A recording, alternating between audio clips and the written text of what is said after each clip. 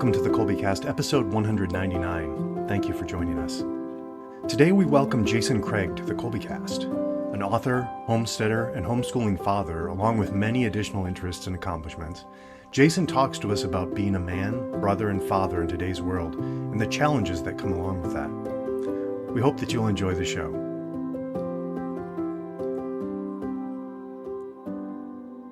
Hi there, I'm Bonnie, Kolbe homeschooling mom of 4 lads and lasses, liturgical musician, popcorn, and podcast fanatic. And this is Stephen, homeschooling father of 5 and chief homeschooling officer for Kolbe Academy. And I'm Jordan. As a product of homeschooling, I'm proud to teach Greek and Latin for Kolbe online and serve as the alumni and public relations director. I am joined today by Stephen and Jordan. Hi, Stephen. How's your day going? Things are going very well. We are in the middle of Lent as we're recording here, so this is a good time. Yeah, it's kind of right in the middle. It's a hinge point, I think. Jordan's here with us too, not feeling 100%. We'll get you to say hello anyway, Jordan. It's good to have you with us. Thanks. Thank you for having me. I'm glad I could be here. Wish I could do more, but I'll kind of be hanging back this episode. I understand that. I'm just glad to have you with us. We're very happy to welcome today Mr. Jason Craig. Hi, Jason. Welcome to the Kolbecast. Thanks for having me. It's good to be here. It's really nice to meet you. I try to keep an eye on sort of what is coming out in the Catholic online world. And so I remember seeing Sword and Spade several years ago. My sense of time the last 10 to 15 years is a bit off. So I can't pinpoint exactly how long ago I remember seeing you come across my radar screen, also the blog, Those Catholic Men. So, and I know you have a hand in both of those. And before I bungle any further of your introduction, why don't you tell us a bit about yourself? Oh man, I live on a farm in North Carolina with my wife, my high school sweetheart that reluctantly finally married me, and we have 8 children. 5 of them are boys, so there's a lot of savagery. And but my main work is with Fraternus, which is kind of is an apostolate to train and equip men to live as brothers, so that, especially because it's good for them, but so that they can also initiate the next generation of men. So kind of mentoring, leadership of young men and boys. And I write books and I edit a magazine, and we're homeschoolers making a mess of it every day. I think we're going to get along just fine. That sounds like all things we want to hear more about, and very relatable. And yes, where did the interest in fraternity come from?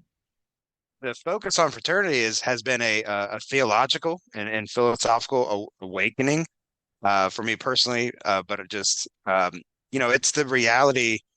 There's a lot of us sense this sort of the disorder of loneliness, the disorder of households and communities, and the distance of communities is, we're surrounded by people, but something's missing.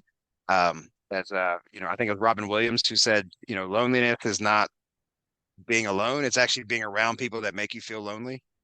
So, we're living in that. And there's a lot of ways that the church and different groups are trying to emphasize our need for fellowship or discipleship or whatever their word is. But in scripture, it's, brotherhood occurs.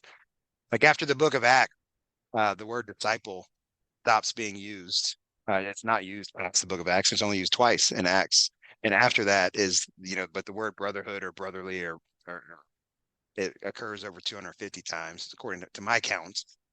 And the renewal in the faith is almost always fraternal, the Benedictines and the Franciscans and various movements and the apostles are brothers. And the story of the Old Testament is this story of the tension in brothers. I mean, right now in the breviary, if anyone's reading the breviary, it's the tension between Joseph and his brothers being sold into slavery. And so anyway, it for lack of better words, it's effective.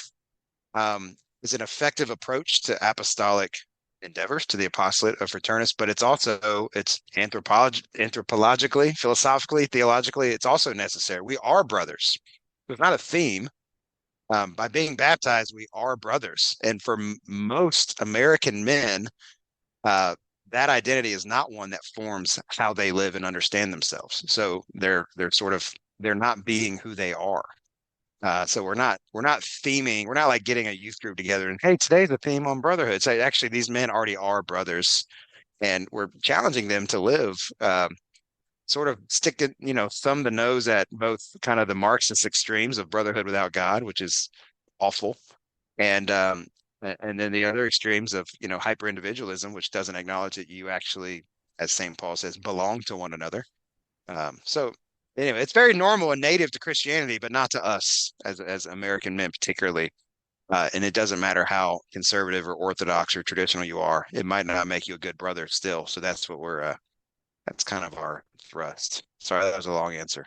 No, that's great. That's great. So how did Fraternus come to be then? What will you take us back to kind of the beginnings of that and bring us up to date? Yeah. Fraternus began, there was a few of us that were working around like the world of Catholic youth ministry. It's a sin I've repented of.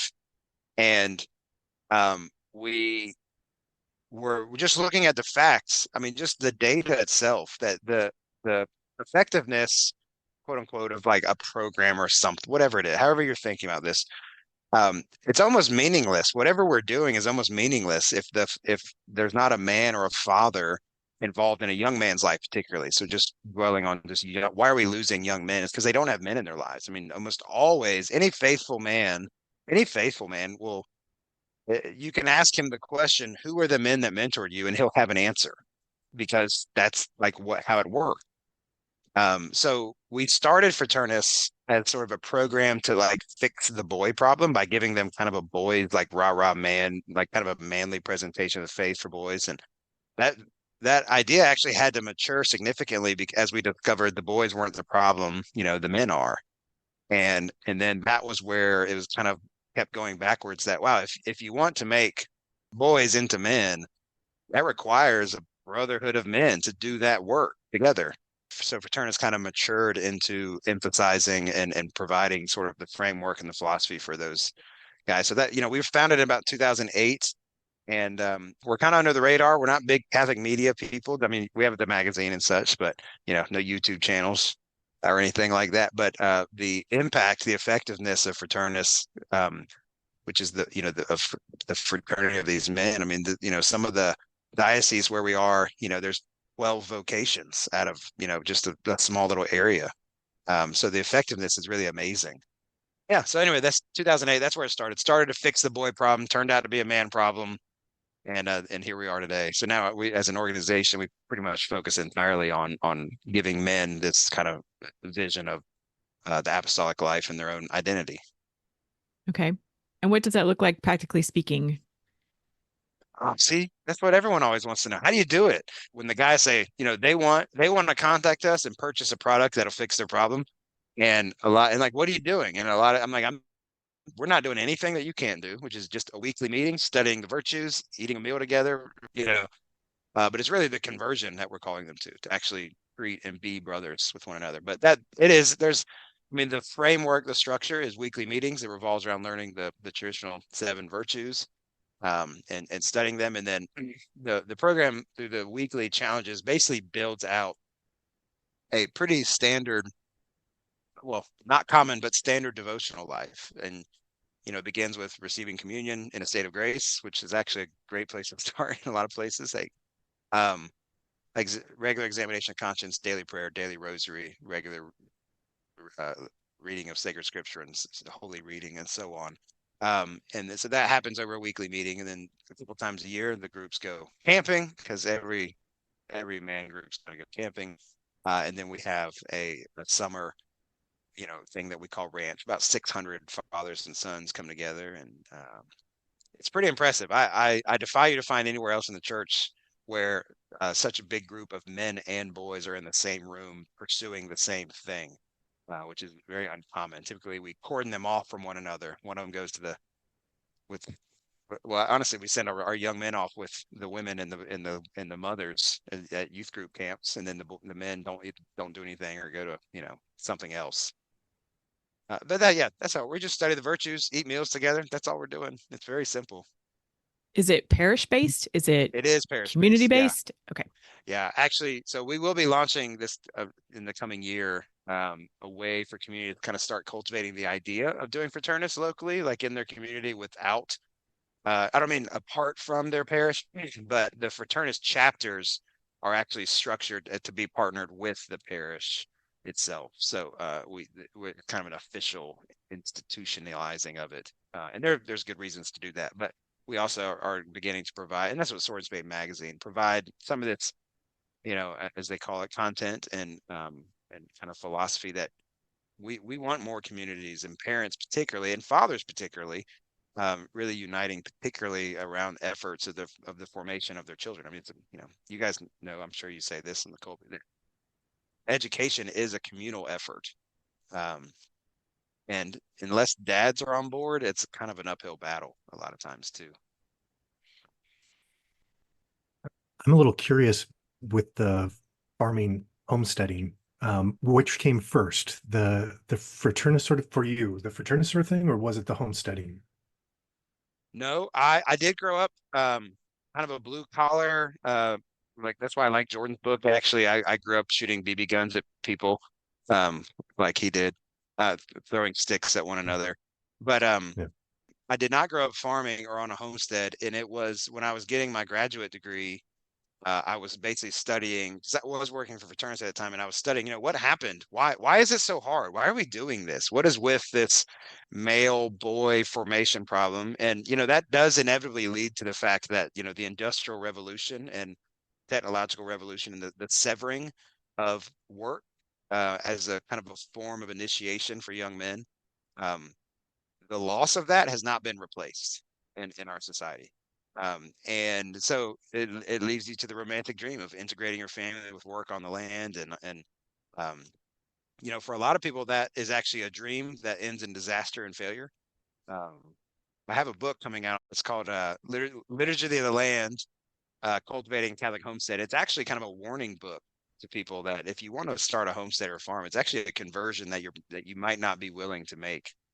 But it was, so the Fraternus came first. I was studying like, why is this such a problem? And then it became clear to me that I did want to have my family in particular. And at that point was having my second son. And I said, I can't imagine us being anywhere else. And 12 years later, I still can't. We do. This is our way of life. And it is how, for lack of better words, that I intend to initiate my sons into, the answer. Fraternus was first, but Fraternus inspired the farm. And then we do like retreats and weekends now as sort of the lens of male formation. Right. We're not necessarily proposing everyone becomes a homesteader, but there are certain things that you cannot know them in any other way except through the experience of nature and then, killing a pig and things like that. Yeah, it seems to me that we've heard this a couple of times, but that seems very natural. Like we're getting away from our natural roots. And so like when you grow up on a farm, those boys have to work with their father to get the things done and they understand.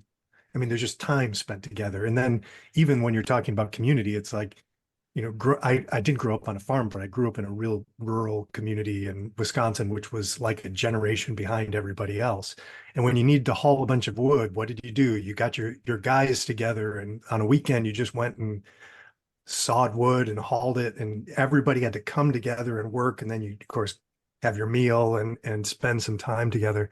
There's just a naturalness that sort of brotherly and fatherly sort of things just flow naturally out of that. Right. And once things are broken, it's like we didn't realize what we were leaving behind. I think and we're just really seeing the fruits of that kind of disordering right now. Yeah, I mean, I think that's the reason Fraternus exists is because, and it does exist more for urban and suburban parishes and situations because we don't by nature have these, by the nature of the way we live, right? Which I would describe, the predominant economic and practical reality of most families is suburban, right? Which is a household that consumes without producing. It's not a place of production, it's a place of consumption. You go somewhere else to produce and then you bring it home to spend it. And the difference between the economic model of the homestead or the farm, where the home is productive itself, just lends itself. Like I think the way in the book I described it, although I found an article by Father Nichols where he described it the exact same way, and I realized, did I plagiarize? I don't think I did. I don't remember him saying that. Anyway, but the way I described it before I knew he described it better, is that life what a lot of writers like Alan Carson will call the natural family. I mean, I think we're safe to say that, God did create man and put him in a garden, right? And that is the natural. This is actually pretty perennial, teaching and sort of common understanding of man. That of course we're like most necessary work is the work of food and shelter, which is homesteading, is farming. But that life has a centripetal force, right? It pulls you in. We milk cows every day. Like we're going to be together in that thing. And that we have experienced the same thing with our community. People accuse homesteaders of isolating themselves from people. And I realize when they say that, they have no idea what they're talking about, because actually it's the suburban model where you can live next to people and have no practical bonds with them, where all of your bonds, if you have them, are by the force of your will. They're not natural. You have to that's why you have to have intentional community, which might sound icky. You have to, because unintentionally you're going to isolate into your home. So the more we do homesteading, we've discovered the more we engage in it, it brings us together towards the center. Whereas the suburban model, and I don't mean this, I'm not trying to denigrate. I'm just I think we can all observe this is true. But because your home is not a place of production, you leave for all of your needs generally, that the better you are at the suburban model, it's a centrifugal force. It really does pull you. So if you're really good at sports, or you're really whatever it is you're doing, it's going to pull you more and more from the center, so that parents are forced, and they should do this. They work hard to hold the center, which is the home, by force, by effort. Whereas I'm not good at effort. I'm kind of lazy and disorganized. So for me, the farm is a much if it all relied on me bringing order to it, I would fear. But yeah, that I agree. The farm and the community you experience it, killing a pig together with a neighbor, or splitting wood, or yeah, it just brings you together without effort, which is nice. Up until just 3 years ago or so, we lived in suburban California, and I realized after the first week moving to rural Arkansas that we knew our neighbors better within that first week than we did over the last 16 years at our home in California. And just we don't homestead, but we've got chickens and all of the different things here. But Well, then just you like do you're saying, it makes homestead. me Sorry, you do. You're doing it. just chickens. That's all But right. when our neighbor wanted to leave for a bit, he and his wife are retired, but they have chickens, and so they're coming up and saying, "Hey, can your kids come down and look after the chickens?" And there's a and we know we could ask the same of them. There's a binding already together, just in this more rural sort of community that has to happen. Mutual need. I mean, you have need of one another, and that makes it easier than when you live next to people that you don't need. You can dispense with stuff easier. Yeah. Including community. And the idea of going from a suburban existence to a homesteading existence and trying to make that first step to reach out, that is a bit, what are your thoughts around that? You mean reaching out to your neighbors, or actually making a step Mhm. towards homesteading? No, after that step is made, but it's the neighbor, getting to know the neighbors around and making that asking for help, basically, or establishing that connection. Yeah. Yeah, it's hard. I think that's actually where um, we have need of conversion, and dwelling in reality that a lot of guys like me, if they're out homesteading, I mean, our homestead is not symbolic. It's not a petting zoo. I mean, we're milking cows and raising animals, and a very robust garden and a big greenhouse. Like we're doing it. But my work's on the computer. And a lot of times recognizing that the technology that is allowing you to live that life. I mean, we're all here on webcams and from all over the country or whatever. And um, to just reach out and meet them can be really hard. And if you move out there and and this is, I mean, as far as making a productive household and a home ordered towards shared work and stuff, I more and more, I think for a lot of people, I'm like, don't do that. But don't go to the homestead. That maybe that's another conversation, but you can do that in other ways that might be more accessible to you culturally, and what you've inherited. It's easier. I think John Senior said it's easier to make a farmer into a college boy than a college boy into a farmer.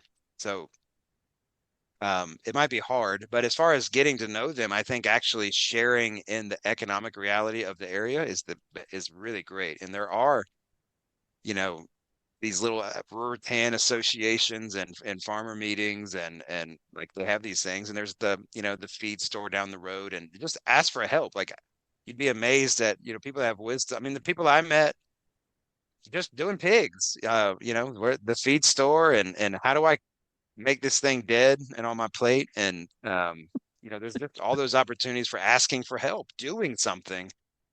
That's the best way. I mean, the harder way is like, I just moved here. Can we be friends?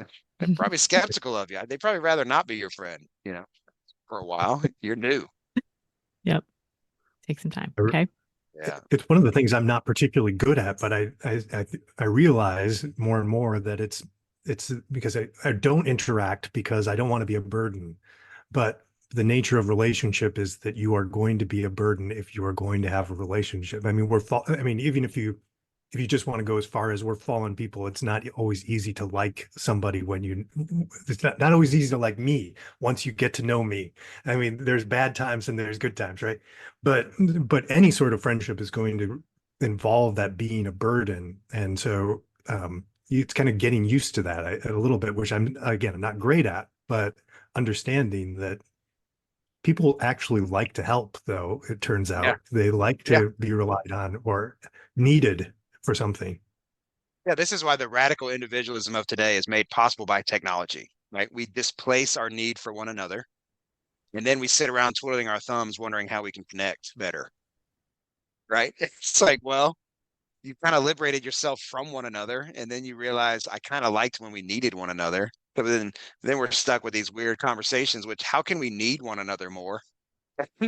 Which is a funny thought, but that's I mean, that is how I mean that's where you begin all actual relationships. I mean, you actually begin them. And we don't like talking about like, oh, I don't want to make a utilitarian purpose of somebody. Like, shut up. Just listen.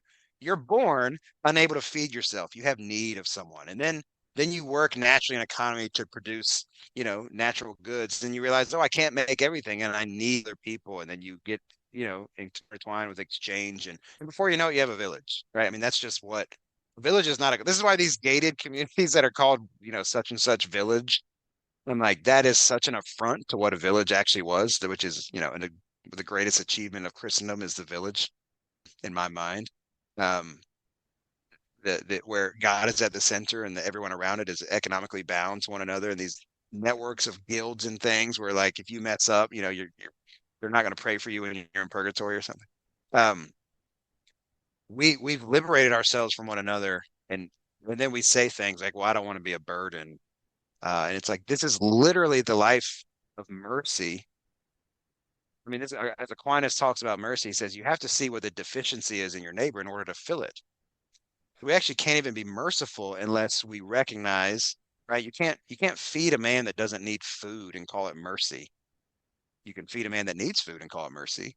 And then mutually, you have to recognize I'm not God. I can't fill myself. I have need of other people. So that makes me I mean, that's what the life of mercy is that's why mercy can only be, it's when we talk about mercy, it's so dumb because we talk about it in this grand scheme of like whether I'm being too just or too much justice or too much tenderness.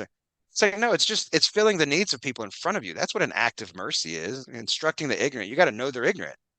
Doesn't mean you cast it out on the internet to all the potentially ignorant people. You have to know someone. So mercy can only be locally lived, which I mean, community can only be locally lived. It's just how it works. And it's oftentimes points back to some practical need.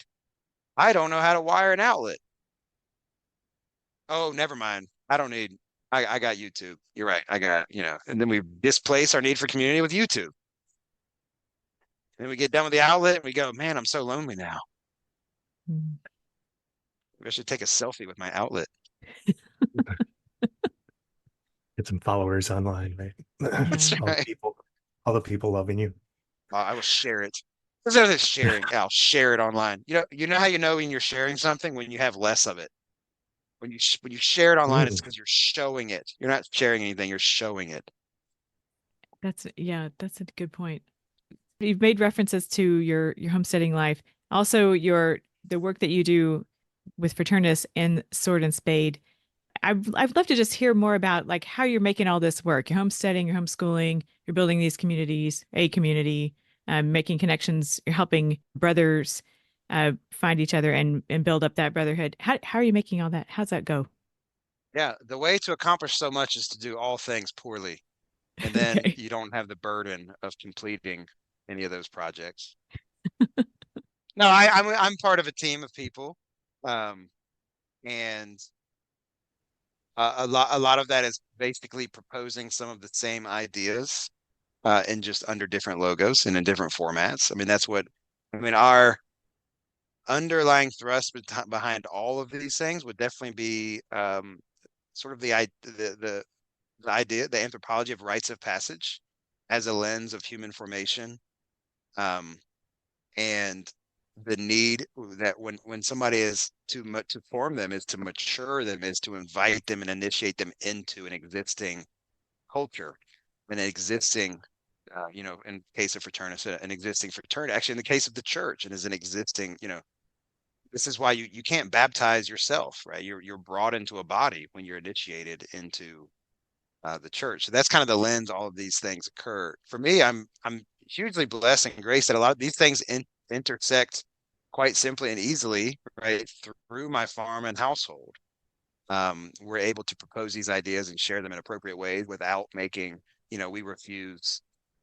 We don't have any Instagram pages. As a family, we've refused sharenting, right? We're not posting pictures of ourselves as a model. Um, and my own family, this is my work in the day. Our economics will not be built around showing ourselves off on the internet. It's built around milking cows, and we own our farm with my father, which is how is economically possible. We couldn't you know find someone who's honest. If you want to buy a farm, find someone who's honest about how they got it, because land's expensive and they're not making more of it. um but on our farm, we milk cows and we grow a lot of our own food. And then we have my father's side of the farm has a guest house, and my wife rents that out and kind of runs that. But that's our economic intertwining. And then the homeschool has been greatly helped by having a homestead, because I think a huge deficit in the homeschool world, or a huge problem that doesn't go discussed, is how many boys are like Telemachus at the beginning of the Odyssey, stuck at home, stuck on an island with their mom, while their dad's off warring. Um, so the homestead has provided a place for us to be able to homeschool while also having times where they're in, essentially it's my world is the farm. They come out with me, and we cut trees and keep things alive until we kill them on purpose. And Yeah. so yeah, the way that all integrates, I guess I'm blessed. It kind of integrates in my life, and which I don't want to propose that as being duplicatable, but the principles, from that, if we have good study, we study, together, the proofs that have been handed on to us, that it's liberating. I can tell you what must be done, but I can't tell you what to do. And that makes a lot of these apostles so easier. The magazine itself is a labor of love or an argument amongst friends in print. And then Fraternus has a great team of people that make it possible. It's certainly not me. I'm lazy and disorganized, like I said, by nature. I was going to say, at least you've got the unity of I mean, I could see that alignment as you're talking, as Bonnie was asking that question. At least you're not like trying to live a double life like so many of us like to do, where it's like, oh, here is our life outside the home, earning all Mhm. of this, and then come back, and then we try to do this other thing here in the home. And so at least you've gotten rid of that dichotomy that Well, that's a huge pressure a lot of dads will do, is they want to make a full-time living in a normal job. And the mom gets, then maybe, or mom or dad or both get this vision of homesteading. But then it really just becomes another task that doesn't integrate with their way of life, and they move out in the country and just find themselves driving farther to soccer practice and ripping the family apart, in the name of, so yeah, there's a day, I think, if I were to propose one thing that I would say about us, is that we have worked out in very serious realism what we're actually doing. So the principle of having a productive home, guides us, and having a local culture guides us, but we are not there. I mean, people all the time, they want to come, oh, I want to come see this St. Joseph's Farm Project, and then they come here and there's just like naked kids and manure everywhere, and and the same dysfunction and disorders and that runs through all of our communities. It's out here in different ways, and but yeah, but I am blessed. It does integrate well. It's been a great grace and blessing that my wife she is a very good homeschooler, and so we have very serious conversations about, and you described it as what is the nature of something, right? So that we're not playing dress up on the homestead or taking selfies with butter churns we don't know how to use. Um, what are we actually doing by nature, not by just willpower and or playing dress up for Facebook or something. So I'm really curious about the intersection of your intellectual pursuits, the writing you do, the study. You've quoted several folks whose names are quite familiar to us here. So that intersection of your intellectual pursuits, the great books, so forth, and the homesteading and the work that you're doing on that side of things. I'm really curious about that intersection. And you've described a lot of it already. Do you have more you want to say about that? That is I got the phrase. I mean, Sword and Spade, that magazine has kind of been inspired by Peter Marin, and if you're familiar, with like Dorothy Day's co-conspirator, and he had a phrase of every scholar a working man, every working man a scholar, and there's a lot. We know the world's a mess, and a lot of people propose, well, what do we do? And I think he said we do the same thing Christians have always done, which is we do good work and read good work, right?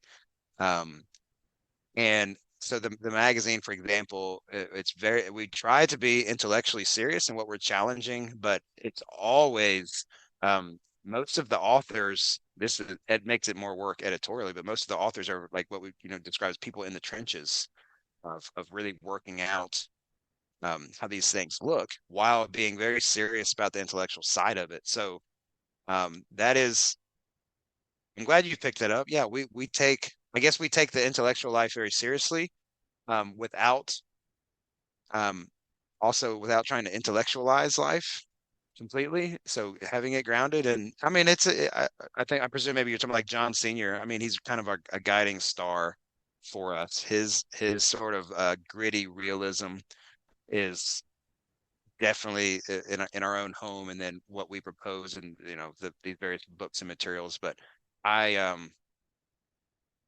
never would have thought I mean, when I was younger, I never would have thought I would be writing books, and that I was kind of forcing that by work, actually. Just had to write this newsletter for this new apostolate I was part, and then I really enjoyed writing the newsletter, and then read a couple books on writing, and then we're reading good books, and all of a sudden, if you're writing and reading every day, you find yourself wanting to write more. Or I did. That's how it happened to me. And then we do enjoy finding, I think, those gems that are new, like, I mean, even Jordan's book, When the Earth Was Flat, while also a lot of families and men particularly, this is why our men particularly are unacquainted. They're intellectually abused by their education, and then they swim in the fruits of that education every day in the brutal, dehumanizing economy and culture that they live in every day. And then their moms, the moms at home trying to homeschool the kids classically, and it all gets very much undone. But if the father is not himself realizing he has an intellect that God intended to be fed with truth, and not YouTube shorts, so challenging him to be serious intellectually. The fathers of the homeschool are often neglected in the homeschool world. I get these catalogs from home. I hope maybe you guys don't do this. And I read through them, and I'm like, the editorial thrust of them and all of the writings of them, it's as if the father doesn't even exist. I mean, they're all written to mom, and they got these like kitsch little like Victorian looking doily, page on every page, and it looks as if dad is like has nothing to do with the homeschool other than paying for it. So I think that's a problem if we're going to actually be serious about educate. The classical world is a culture, right? It's a lived culture. It's not just a body of work or content. I mean, it's a culture, and if the men are not for a lot of men, it's like man, if you don't wake your intellect up, we can tell our kids that we're blue in the face, that face blue in the face, whatever that means, that they have a mind and truth and all that, and they should love truth. But if the father doesn't, then they won't. So that's our pot. I guess that's a kind of a constant guiding, I don't know, principle that we're trying to engage dad. The church is really bad at that. We're at a bit of a disadvantage given all of the developments of the last 100+ years, I guess. You go into school and, I'm thinking about your boys out there on the farm. At least you're going to be a little tired. You've worked off some of your physical, that excited energy that boys typically have, where they've got to run around. But you go to a public school, go to a brick and mortar school, it's like sit still in that seat Yeah. and do, Take this pill, it'll help you sit still. Yeah. yeah, do all of those things. And those aren't, by at least a lot of boys, by the time it doesn't take them long to realize they're not as smart as the girls. They're the troublemakers. They'll never be the good ones in school. Yeah. And that just extinguishes that fire. And then if you go home and dad's not doing anything, not reading a book, not engaging them, then boy, Yeah. what is it? Sports and Amusement. all sorts of Yeah. amusement. Yeah. Sin and sin. No, Sin. I mean, I think you alluded to this, the best boys in what we call conventional schooling, the best boys are the ones that act like girls. So bringing them home for homeschooling is very good. And then I think the challenge and the burden for us as homeschooling, though, is that to be at home in a suburban setting has its own dangers to the formation of young men, where they might have more free time, but it doesn't mean they're really being formed in their humanity well. It might be intellectually well, but then, if you ask my kid, it's kind of a joke, but kind of not. Like first rule of this homeschool, don't be weird, you know. And that just means learning how to. That doesn't mean don't be peculiar. I don't mind that, and we do have we've got our fair share of dorks, and I love them. But giving them that time for adventure and that time for exploring is just critical. It's a blessed setting. It's a good environment for them. It's native and natural to their humanity. Yeah, for us in our homeschooling, that important part of understanding and kind of looking deep has been kind of a foundation, as far as like there's never because I told you so, end of sentence, period. Right. It's always like, you need to do this now, because from the time they're young, because of safety. When I say stop, I need you to stop, because there could be traffic or whatever. So I need obedience, but I will always explain why I'm telling you this and why so you can go as deep as you want. And I can tell you, this is why we do this. And we're not doing it arbitrarily to ruin your fun, to do these things. But it seems to have made all the difference, because then there can be any conversation about, well, why can't I do that? Or why is that a bad idea? Why do you not like that? And I might have to think about it for a bit, because my instincts might just tell me that's a bad idea. But I can say, okay, here's what I don't like about it. Here's the reason it's bad. Here's why my instincts are well tuned. Yeah. Yeah. We've talked about it, like with my sons, and this is how I propose in the book. My book, Leaving Boyhood Behind, is kind of about rites of passage and like how to understand discipline, particularly for boys. Is like, and I'll ask them, when I say the words disciplined man, what do you picture? And they'll say, he gets up on time, he works hard, he's got an ordered life. Like they describe the man. I say, all right, when I say disciplined boy, what do you picture? And he goes, a boy getting discipline, right, from a father. And I said, guys, that's the difference. Is I don't actually, disciplining you is a burden to me, but it's a formation, because I want you to have your own discipline. And this is sort of what we want to, like, if we want them to have a on the other side of a rite of passage of sort of a maturing, is where they get handed over the burden of self-discipline. So I don't have to carry it anymore, but I will carry it. It's like, tell me, if they're losing control, I will regain control of you, because you're not capable. I cannot wait to the day when we can stand side by side, because we both have the capacity of self-discipline. And then I don't have to tell you to make your bed, because you make it by virtue. Right? I mean, I want you to have the virtue, the power that's latent in you. I want it to be matured and awake and alive. And then I don't have to do it. I mean, this is the point of, whatever you call it, habits training or whatever. I mean, it's virtue. It's self-mastery, self-discipline. So I can't wait to be disburdened from that. I don't want to have to. I would like to interact with you on the basis of friendship and community. And I don't mind teaching you while you're a child, but I'm certainly not going to do it when you should stop being a child. I mean, that's when we're done with it. We're done. We're done when we're done. Yeah. I love that going toward, I mean, where you're setting up the boundaries when they're young, but to set up a wall, is always, I always frightens me because I know when somebody tells me you can't do this or you can't go look over there, you can't do this thing. What do I want to do? I want to go right over that wall. That's what I want to do. So that's always going to bend the principle is you do the safeguards, but having those talks with, you, the only way you can get to where you want to go is you do it. I can't protect you from yourself. If you want to Right. do something that's going to destroy your life, you're going to be able to do that at some point. So I'm going to show you the way, but Right. it's up to you to take those steps. Yeah. The threshold of that thing you want to do, that threshold of freedom is actually, yes, facing yourself and doing that thing. Right. It's not just me releasing control.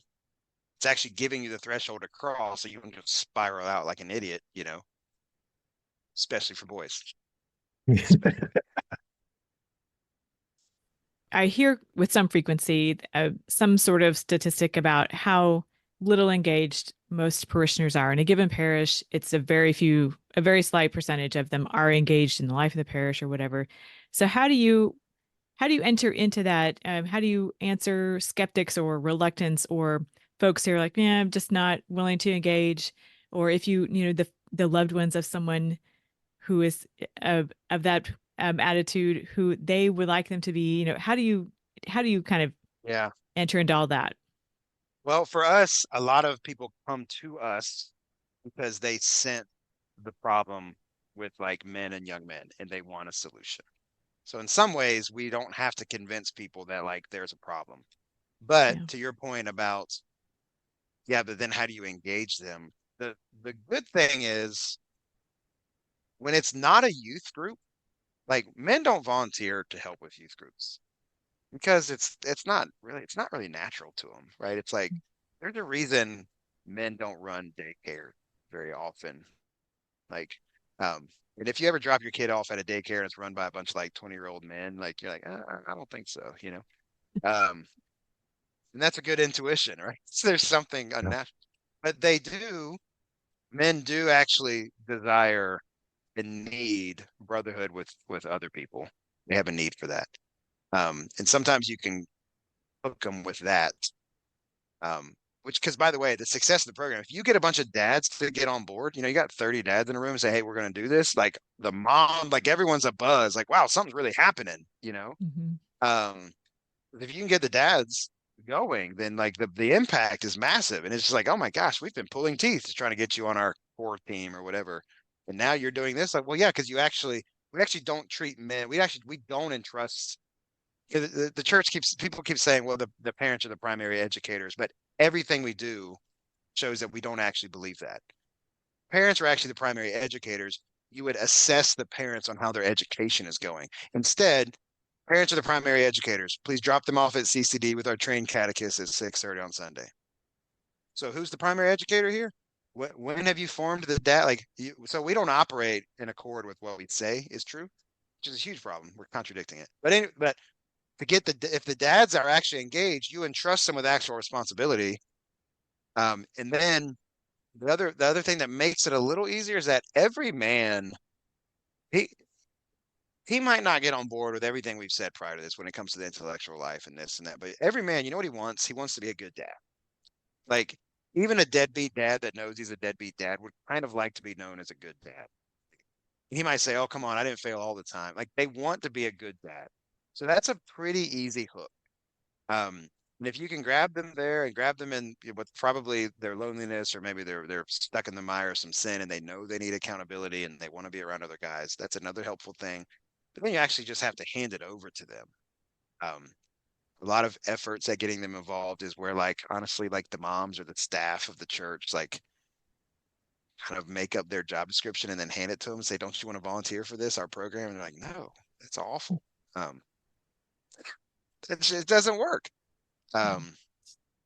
So yeah, I guess that's, we just trying to tap into what who they actually are and what they actually really do want from one another. They do want company. They do want to share the burden of mentoring their sons together. They don't like being alone in that duty. You know, they want another man to lap their son around, you know, so to speak. Um, maybe actually sometimes, but they do want that help. Um, they don't want to be alone with that burden, and they feel it. And that, so I guess hooking them in that way helps, and then not letting it. It's so hard, but just don't let it fall back into another, like, you know, mom run youth group. That won't work. Make it about the men first, and then the boys will come. If you make it about the boys and coordinating it, the men won't come. That's just hitting lots of chords for me. And so Bonnie, with your question too, it makes me think, yeah, part of the, you know, with what you just said, Jason, that as well, that part of the problem is women are often much more willing and interested in taking those roles. And it was always, you know, without getting into other issues, it's always one of the practical dilemmas I always saw about having altar girls, right? Because at one point, the altar boys was the things like, this is the boys and the, you know, the fathers teaching them how to do the things well and to do, this was their role. But all of a sudden, so this is just an example of this, but Yeah. all of a sudden the girls are like, no, I'll do it. I love doing this. I like doing that. Or things that men used to do, there's a more willingness to jump out. And then it's like, well, if I'm not needed and you want to do things your way, fine. I'll go over here. So part of that is I think at the parish level is, can you make room for men? Is it okay for men to be there and do those things? So if you're involved in your parish, I guess that's some of the things you should look into. Where are we welcome, you know, right Yeah. now? You know, how can we make an opening for other men that want to do some, you know, want to be men and want to be Yeah. good Catholic men and fathers, you know? There's a broad cultural problem though in average parish USA. I mean, let's just say you've got a good Orthodox priest, right? But he maybe he's fresh out of the seminary, and then he was fresh out of college, and he was fresh out of the homeschool. And he's actually never in his life been around the company of just kind of normal guys. Um, and he goes, you know, for example, they'll parade around the seminarians in my diocese at the parish, and all the old ladies are already fawning over them, right? I say, look, there's no oil on your hands. You're just going to college and praying more, you know. So, um, but they get fawned over by the women, and then they show up at the average Catholic parish, which, you know, I know the statistic is something like 80% of catechists and church employees are women. So then you have these men that don't relate well to men, and then you have the church being run. You know, we need more women representation and leadership in the Catholic Church. I'm like, I don't know what Catholic Church you're going to, but they seem pretty well represented to me. Maybe they're not saying mass, but that ain't happening. So I don't know what you're talking about. So and in that environment, there's a reason men of like, let's just say, of a good, robust, normal, virile sort are do not feel at home at Catholic stuff, and they feel weird. So I would even push you a little bit on that. Like, it's not just making space for them to have a role. Like, we have to recognize, culturally speaking, the reason boys leave the faith around, you know, that kind of adolescent initiation age is that they want to be men, and they look around the church and they say, well, this is a place for women and children.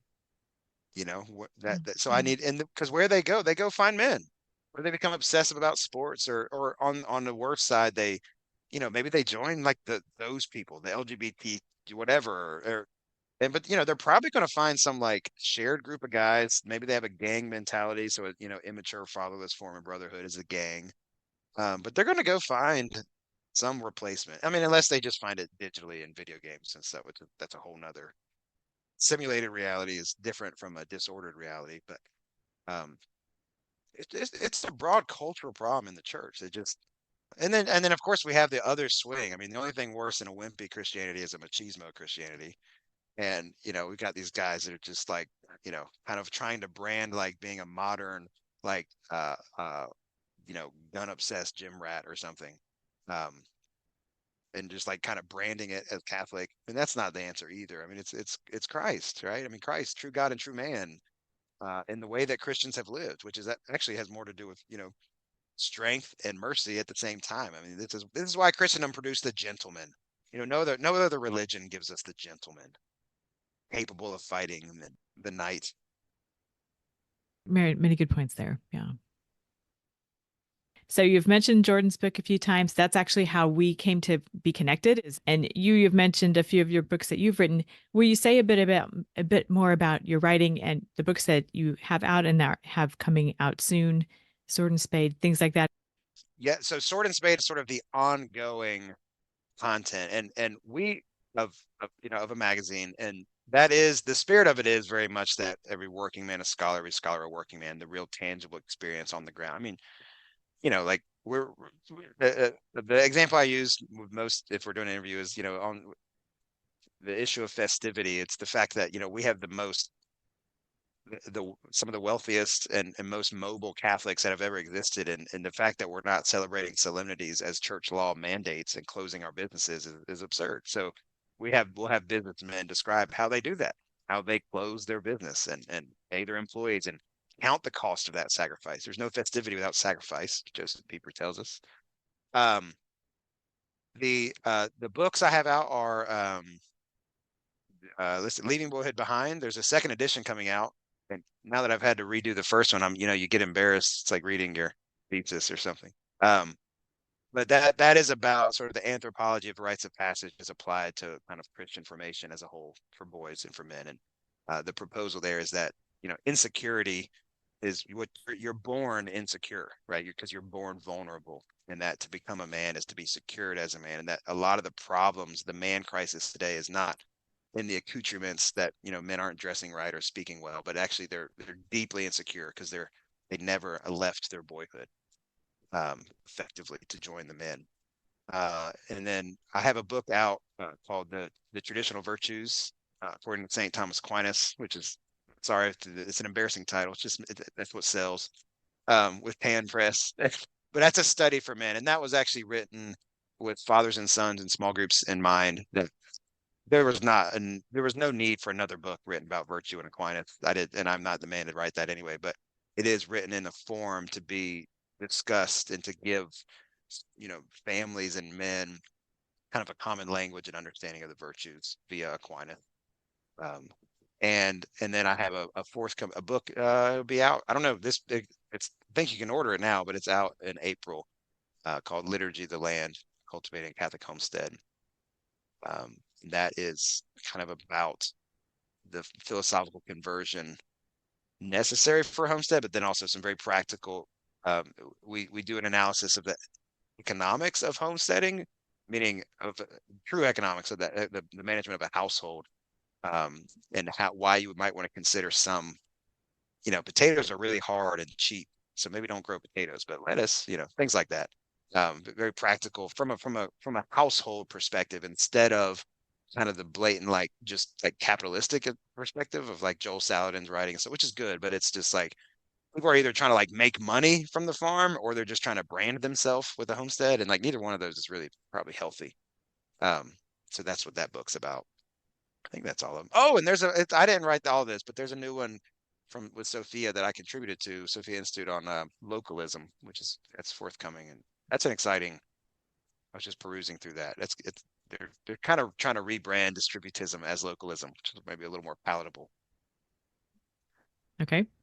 We're going to have some links in our show notes for the books Great. that you mentioned and Fraternus. Are there any final thoughts you want to leave with our listeners? No, I would encourage them. I don't know if they have. I think Jordan's book was very refreshing because his family was a pioneer of homeschooling when, before it was cool.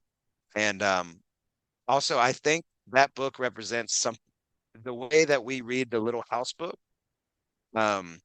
Or this is for me, this is my analogy for that book, is the way we read the Little House books, because you need to have the lessons of this form of life, even if that era has passed away. I think Jordan's book is actually describing for me and a lot of people that have read it the same, that it's sort of the world of freedom and boyhood, even just before the internet and technology takes over everything. In the world of safety. And I mean, it's even before the homeschool movement, I would say, like before the homeschool movement kind of took over whatever Jordan's mom was doing. um, I think it's a great book. So I would just say, yeah, I would point to that. And I think you guys have good advisors and good philosophies, and you're pioneering something that's awesome and necessary. The interview that you and Jordan have a conversation, is that Oh for yeah. your membership, or is that something that anyone, can we find that somewhere? Yeah, that's a podcast produced by Tan Publishing, called Pill and Keep. And that I forgot about that. Okay. That is kind of sword and spade on podcasts, meaning we're talking about things that are very practical, but also we haven't considered them philosophically as families. You know, for example, mobility. Has that been good? Is it good that, as Wendell Berry says, we're all just kind of cohabitating with one another, and anybody can leave and be mobile at any time? So that kind of stuff. Okay. Nice. So, yeah, and Jordan has I think we'd like to have Jordan back. That was a fun podcast. I like you enjoyed it as well, and I've been trying to find it, so I had to. Yeah, it's not out yet. But it'll be available on all the normal platforms, which I don't listen to podcasts, so I don't know what that means. Okay. All right, so lots of good stuff in our show notes, and if listeners are interested in bringing Fraternus to their parishes, there are links on your website that will help facilitate that. Well, Jason, this has been a real pleasure meeting you today and visiting with you. Thank you so much for coming. Thanks, Bonnie, Stephen, Jordan. It's good to be with you guys. Subscribe to the Kolbecast on your favorite podcast app so that you don't miss an episode. And let us know how we're doing by leaving a rating or a review. And as always, feel free to email us at podcast@kolbe.org. Mary, our Mother, pray for us. St. Maximilian Kolbe, St. Ignatius of Loyola, holy saints and angels, pray for us. Ad maiorem Dei gloriam.